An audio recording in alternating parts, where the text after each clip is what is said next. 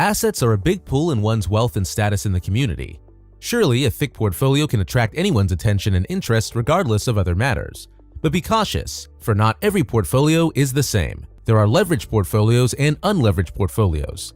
They have different meanings and content, so you might want to keep watching to sort out which of these cases you have or which of them you would like to have.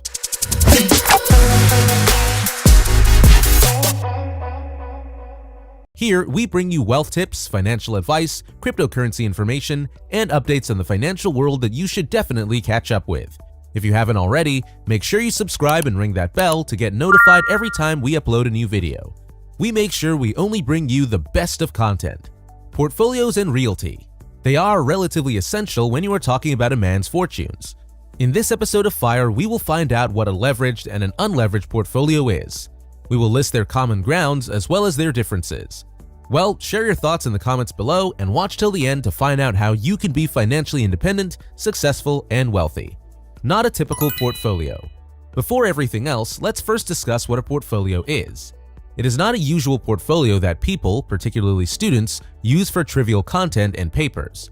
It may contain papers, but these are definitely confidential and authentic ones. A portfolio consists of financial investments, such as stocks, bonds, commodities, cash and cash equivalents, as well as closed-end funds and exchange-traded funds, FTS. People commonly assume that stocks, bonds, and cash form the foundation of a portfolio. While this is frequently the case, it does not have to be the norm.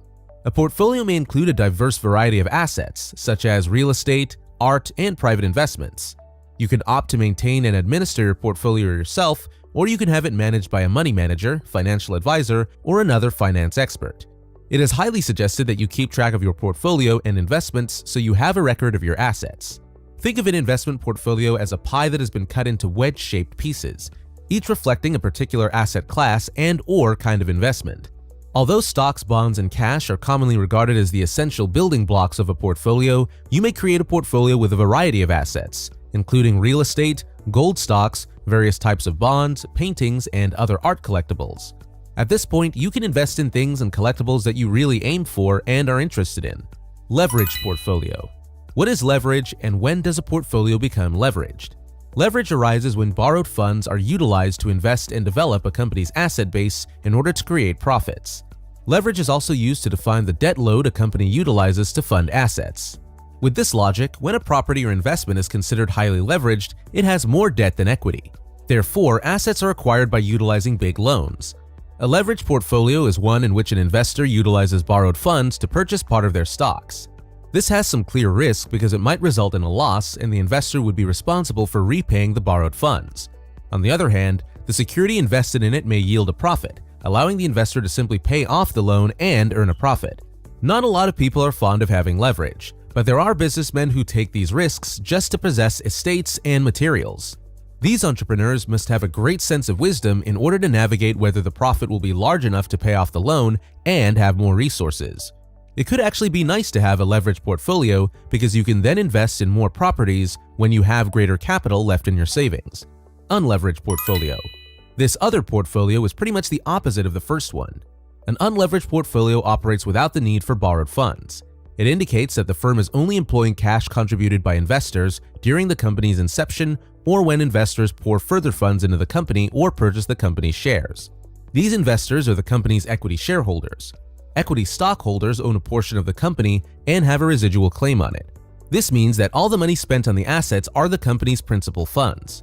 Consequently, the corporation is under no legal responsibility to pay the equity stockholders because they give the funds for the company's attainment. The head of the company will then decide where these funds shall go. The inclusion of an unleveraged portfolio in capital decreases the company's risk, but it also limits the company's access to funds for potential investments. This means that there are fewer properties you can acquire, because with this type of method, that could depend on how big the investments of the equity shareholders can give. Which of these portfolios do you have or want to have? Let us know in the comments. We will be reading them. Spread the good news of financial independence and success. Comparing these approaches. A leveraged and unleveraged portfolio are both presented in terms of measuring one's capabilities regarding money and assets. Both of them also have advantages and disadvantages, and it's up to you to decide which risk you are willing to take. They are more different than they are alike. We have found 7 differences, and they are as follows. First is the fact that they are opposite in nature. A company can be classified as leveraged if it operates on borrowed funds. In contrast, an unleveraged portfolio is one in which a corporation operates without the utilization of borrowed funds. From this information, we can conclude that they have different sources of funds. One of them is borrowed, and the other is collected from a group of investors. Second, we can say that a leveraged portfolio has by far a higher risk, since, in the event of a loss, the corporation is obligated to pay the interest to the lenders for the borrowed money. This means that you need to make ends meet by the profit you are gaining, or else you cannot pay your liabilities. In contrast, an unleveraged portfolio is deemed low risk because the corporation is not obligated to repay in the event of a loss. The equity stockholders are not expecting anything if the assets are low in profit. Third, the leveraged portfolio assists the firm in increasing its total capital and even allows the organization to capitalize on an opportunity with accessible cash from borrowed funds. An unleveraged portfolio, on the other hand, means that the company is only using capital invested by investors during the company's structure, or when investors infuse more funds into the company or purchase the company's stocks, limiting the capital and availability of money for any opportunity investment. Fourth, when it comes to the leveraged portfolios, the corporation is legally obligated to repay the lenders. Banks that have granted a term loan or debentures, as well as preferred shareholders, may be considered lenders. Even if the corporation suffers a loss, it is still obligated to compensate them. In the event of an unleveraged portfolio, the corporation is under no legal duty to repay the equity stockholders. It is entirely up to the corporation whether or not to pay out a dividend to equity owners. Fifth, a leveraged portfolio protects the firm from taxation by calculating the tax to be paid after paying the interest on the term loans, debentures, or bonds, which minimizes the amount of tax payable. They make up for these taxes quickly after getting the borrowed funds. In contrast, there is no such incentive accessible to the corporation with an unleveraged portfolio. Sixth, the leveraged portfolio, in terms of bankruptcy, gives the lenders first claim on assets. If the firm declares bankruptcy, the lenders will receive the borrowed sum first. Even if the corporation has sold off its assets, it must repay the loan sum. In the case of the company's unleveraged portfolio, equity stockholders have also claimed it, but on a residual basis. In the event of insolvency, the company must pay the equity owners when all obligations have been met. The last difference is the fact that a leveraged portfolio might be a mix of equities and fixed income funds. Fixed income funds might be term loans, debentures, bonds, or preference shares. An unleveraged portfolio, on the other hand, consists solely of equity. The equity might be the capital invested by investors during the company's founding or the acquisition of the company's shares. We can readily distinguish between leveraged and unleveraged portfolios now. Leveraged capital can be a useful way to increase a company's overall capital, but it should be kept within the company's payment ability. There are several options for the company to choose an unleveraged portfolio. If a firm has a healthy bottom line, is profitable, and has the capacity to repay its loans, it should include an unleveraged portfolio since it provides a tax shelter. This also depends on the company's risk-taking capabilities. If it is risk-averse, it'll choose the unleveraged portfolio.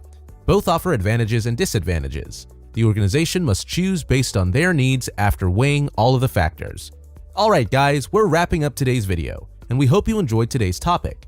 Thanks for visiting our channel. If you liked this video, make sure to hit that like button and check out more videos like this one on the channel. Thanks for watching, and of course, see you in the next video.